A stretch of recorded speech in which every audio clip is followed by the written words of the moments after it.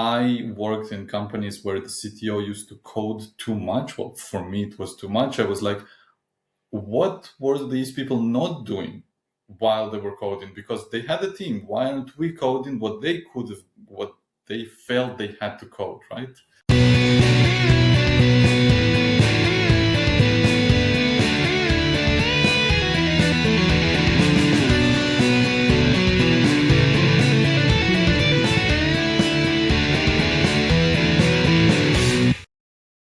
Hi, Alex. Welcome to Coding Chats. Thank you, John. I'd love to talk to you this morning about your work as a startup advisor. What does it mean to be a startup advisor in tech? I have had a lot of experience working with small companies, with startups, and now I work in a fractional capacity with different companies from different geographical region, different industries, and I work mainly with founders, early stage startups, on product development and go-to-market strategies. So realistically, I help them with understanding clients' need, understanding what's best for the product, what's best for the company, and how to proceed. What's the next step? Okay, cool. So what does a typical day look like then as you're working in that capacity? So it's definitely not a 9 to 5 job. And because I work with, I work with mostly with the US, some with Europe. So different hours, different scheduling. And that's kind of on one side. Very, very different topics, different industries, different challenges that different startups have. So on a day-to-day basis, I might have 0 meetings. I might have a full day of meetings with the companies that I work with. And we go over very different problems that we want to solve. So with one company, I work now on building their team, which is hiring people. And obviously, I help them with the interviews. I help them with what is the right mindset for a startup. With another company, we're very early on, and we're working on what is the next goal for the product, how fast we can release it, and what should be, what should be the minimum thing that they need to have to go speak with clients, go speak with potential clients and potential users. So very different problems and very interesting problems. Again, very interesting challenges to solve. Yeah, that's one of the reasons I've always loved working with startups and being part of a startup is you get to experience so many different things and work in so many different parts of the business rather than just being stuck in a very narrow focus like you will in a big enterprise. So hiring is a hot topic at the moment. We have a lot of changes there. What are you finding like hiring in a startup? How has AI impacted both the candidates you're getting through and how your hiring process is? Yes, absolutely. Changed everything, I want to say. And if not everything, then a lot of the hiring processes have changed. How we hire, who are the right candidates for the different roles. And I want to start from the top. So a lot of non-technical founders, they're seeking a CTO, and they're unfortunately hung on the technical aspect of the role. So to me, the CTO is the most senior technical person in your company. And if you're not technical, then that person is your technical guide, right? Now, what people sometimes, that's to me very unfortunate, they look at that and all they see is either the next POC or the next release or the next product, and they focus on the technical skills of that person.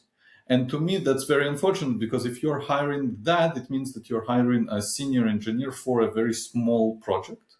And effectively, you are the CTO. The non-technical person is the CTO.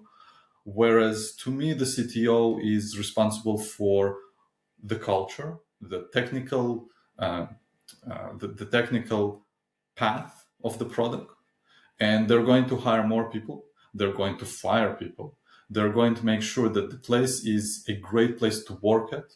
People are challenged, etc., etc. So many more things than just the technical aspect of things, because that person is someone who should share your vision. So it's someone who is going to be with you on the client side of things and the investor side of things. So to me, that's a very key and very important, obviously, role, very important to get that right.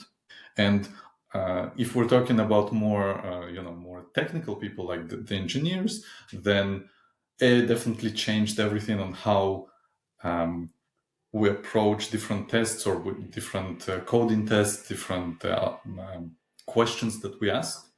I always encourage people to ask questions that require the candidate to show how they think.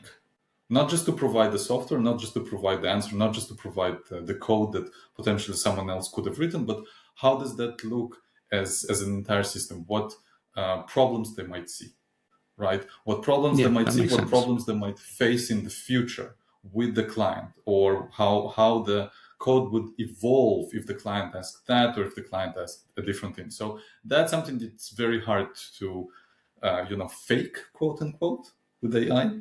Yeah. That makes sense. Yes. So we talked a little bit about CTOs there. So I had a couple of questions around CTOs. So we touched on it a little bit. What do you think a good startup CTO looks like? I think it's a person who is both technical, but works on the product, understands the product's needs, and they work with the business, closely work with the business. They understand end to end what the product does.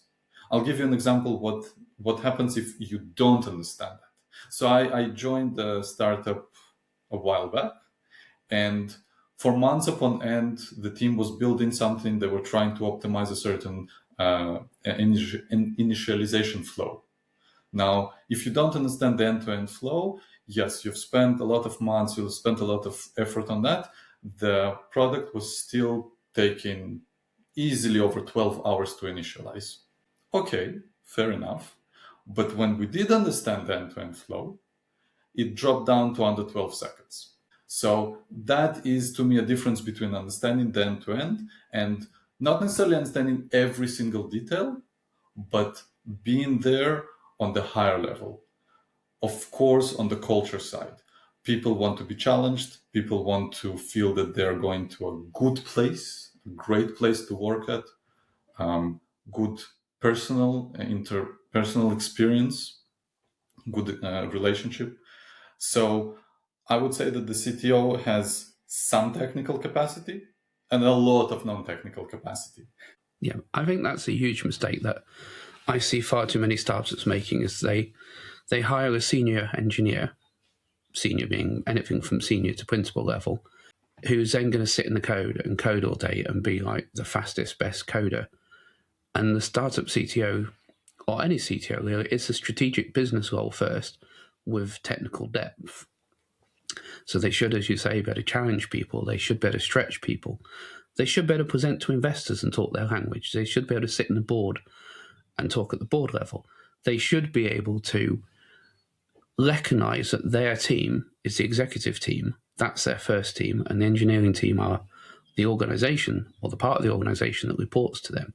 So it's a strategic and business role first with a technical focus, not a hands-on development role, which I think is a mistake that a lot of startup CTOs make and a lot of CEOs or founders in startups make in hiring that lead engineer, not a CTO. Are there any other mistakes that you think startups make when hiring a CTO? So one point on that, I think even the technical people sometimes find it very hard to let it go.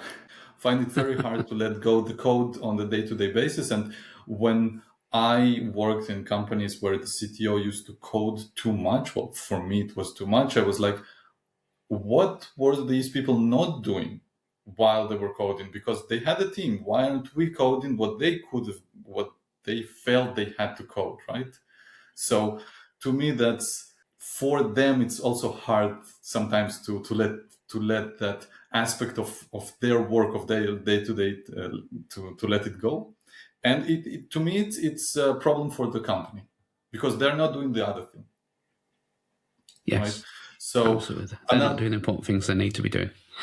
Exactly. So that's one thing. Another thing I also sometimes see is that lack of communication between the CTO and maybe other parts of the organization, whether or not it's the product, whether or not it's the CEO, some sort of gap in understanding what should be should happen, what the priorities are, and that is, to me, again, very unfortunate, because if you have a lack of communication at the very, very top, it affects the entire team. And even if you share the vision, right? Even if you share the vision, but you don't see eye to eye on how to implement that vision, because you don't talk, or because you don't know how to communicate well with each other, in the sense that you are understood and the other parties are understood as well, that's detrimental. The classic example I've seen of that is I've been working with a couple of startups where the CTO has said in a meeting with his engineering team, we can't do this because management won't listen. And I've been sat there thinking, you're the CTO. You are the management. Yes. If management won't listen, you have abdicated your role. You have stepped back and given up that position. You're not operating as a CTO. And you're sure not leading your people, setting that example to them and stepping away from it. You need to be stepping up your game and being part of that leadership team and recognizing that it's your first team and having a voice, representing the business there and representing engineering there. Absolutely, absolutely. So what advice would you have for a CTO in that position? I would say that they are management. As someone from the outside, someone from the outside, I can say whatever I want. I'm not afraid of asking hard questions, definitely not. And if my role is to either ask the hard question and tell the hard truth, because their success is my success and their failure is my failure as well. So I would simply say that you are management by title, by position, by what you are doing day to day. You are management, right? Now, the next step would be, okay, so what is it that you think we should be doing and what others think that they should be doing? And where is the product here? What do the clients say? So to me, the first question is, what do the clients say? What do the clients want? What's the problem that the clients want us to solve for them? That to me is the first question. So if the CTO is saying that something can't be done because management won't allow it, then I would say, okay, are you sure this is something that you must do because those clients asked for it? Okay, fair enough. And who is against it? And why are they against it? So this is to me a very, not necessarily easy problem to solve, but it's a communication problem. And if it's a communication problem, then we know how to communicate and we can improve on our communication skills. And that's something I think that we can all try to. But I think you're right. It's one of those things that it's simple to solve. Just go talk to people. Start talking to people properly. It's not necessarily easy to do because it's not always easy to have those conversations. And perhaps sometimes technical people aren't used to having them. They don't know how to approach it. So with that in mind, how can we help them bridge the gap between technical and business people? So the first thing is acknowledge that sometimes there is a gap. To me, that's the first thing. Both on the technical and the non-technical parties, if they acknowledge that there is a potential gap, that's the first step towards a solution. And if you do acknowledge that there is a gap, you acknowledge that people communicate differently, they have a different mindset. So that CTO that you have mentioned, he or she, they didn't understand that they were part of management. That's the mindset problem. Sometimes technical people, they love the technical work so much that they don't necessarily put a lot of weight on the product or a lot of weight on what the actual client need. And they are chasing maybe the latest and greatest in terms of version, the newest model, the newest released, whatever. Whereas for the company, the most important thing is obviously getting clients, getting paid. So that is sometimes a mindset that should be shifted on the technical side. And definitely for the non-technical people as well, to understand that some people come with a different mindset, right? And if you come with a different mindset, that you can show them what is going on if that is the case. So if, for example, the technical people work on something that's potentially irrelevant, then the product owner, the CEO, CFO, they can say, that is not what the client asked. we're working for the client. This is what we should be doing. So I think it's everyone's potential task to focus on that problem of acknowledging if there is a gap, and maybe reaching out to the person and showing them what they could change. So it's, like you said, it's very hard. The conversation is extremely difficult because it's very, sometimes it feels very personal and sometimes it is personal, right? So the conversations Yes. are extremely hard, but for the benefit of the company, hard is not only to code difficult code, and it's not only to solve problems, technical problems, but it's also on that front. Absolutely. And the advice I often give people in that position is, it's very simple for me to say, go talk to people. That's not necessarily very easy for man to actually do. But the advice I give for how to do that is to go and try and put yourself in their shoes, show a bit of empathy, and be curious, ask questions. Instead of going in there, I've got to convince them that they're wrong, they should do this. Go in there of, maybe they've got a point. Let's be curious. I'm going to ask them questions. Why do you think we should do X? Why is that a good idea? What are the trade-offs that you are making or you're assuming in that? So again, asking questions and just trying to understand their point of view will either help you see that they're right, and maybe you'll come around to their point of view, or it help you identify some flawed belief or some incorrect data that they have. So you can then say, right, I understand why you think that now. These are the things that I was aware of, and this is why I was thinking differently.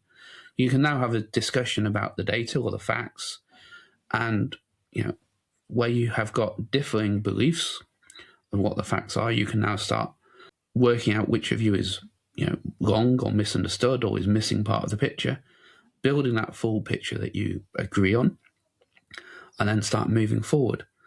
I think you've touched on that a few times there. You've talked about the client. So I think that also applies to the client, doesn't it? We can go and try and speak to them and be empathetic and understand their point of view and use that to improve the product through client feedback.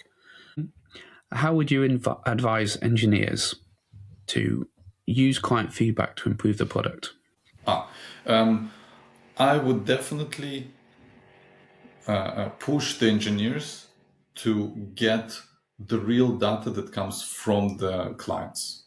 To me, you don't necessarily need to think about the clients and the end product all the time, even if especially if you're doing something very technical, very coding something very deep, and it's not necessarily reaching the clients. But at the end of the thing, you're building something that's part of a product that goes to clients. So I would definitely encourage everyone to understand how what they're doing affects the product, and definitely encourage everyone to get the feedback from the clients.